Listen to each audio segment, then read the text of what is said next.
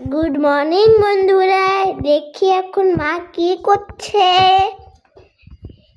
মা মা তুমি এখন কি করছো?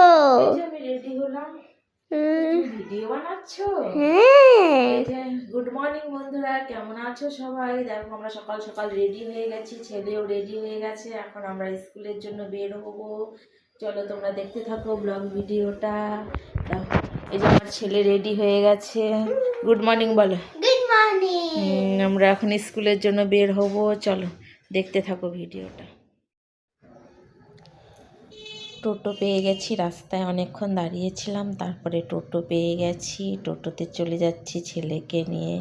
তোমাদের সাথে যে কি কথা বলছি, বক বক করতে করতে যাচ্ছি ছেলে আর আমি রাস্তা দিয়ে।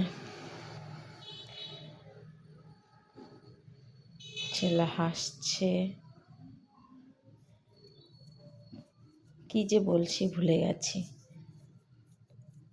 খুব শব্দ হচ্ছিল গাড়ির, তাই সাউন্ডটাকে এড়িয়ে ভয়েসটাকে মিউট করে দিয়েছি। দেবীবাড়ি মন্দিরটা দেখতে পেলে?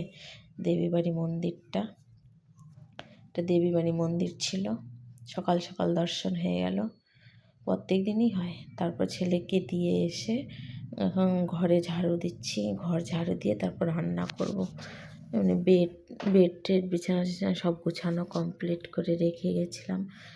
থালা বাসন ধুয়ে গেছিলাম। এসে এখন ঘর ঝাড়ু দিচ্ছি, ঝাড়ু দিয়ে রান্না করব। রান্না করে তারপরে ঘর মুছে ছেলেকে আনতে যাব স্কুলে।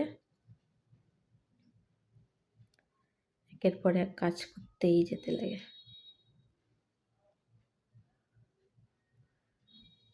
আমার ছেলেকে আনতে যাওয়ার অনেক সময় হয়ে যাবে, তাড়াতাড়ি করছি।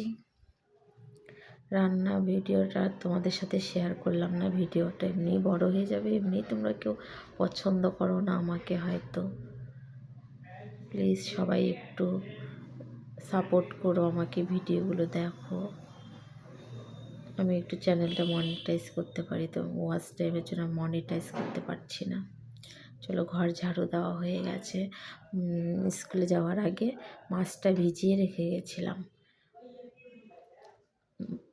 ঠান্ডা ছেড়ে দিয়েছে, তাই মাছটা এখন থালায় তুলে নিব। যে কয়টা রান্না করব থালায় তুলে নিচ্ছি, তারপর বাকি মাছ আবার ফ্রিজে রেখে দেব।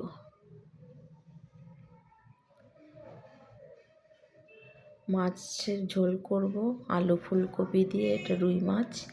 আর হচ্ছে একটা সবজি করব, আর কিছু রান্না করব না, সিম্পল রান্না, নাহলে দেরি হয়ে যাবে। আবার সব কাজ কমপ্লিট করে আবার রেডি হতে হবে, ছেলেকে আনতে যেতে হবে। থালা বাসনগুলো ধুয়ে রেখে গেছিলাম, এগুলো র্যাকে রেখে দিই গুছিয়ে।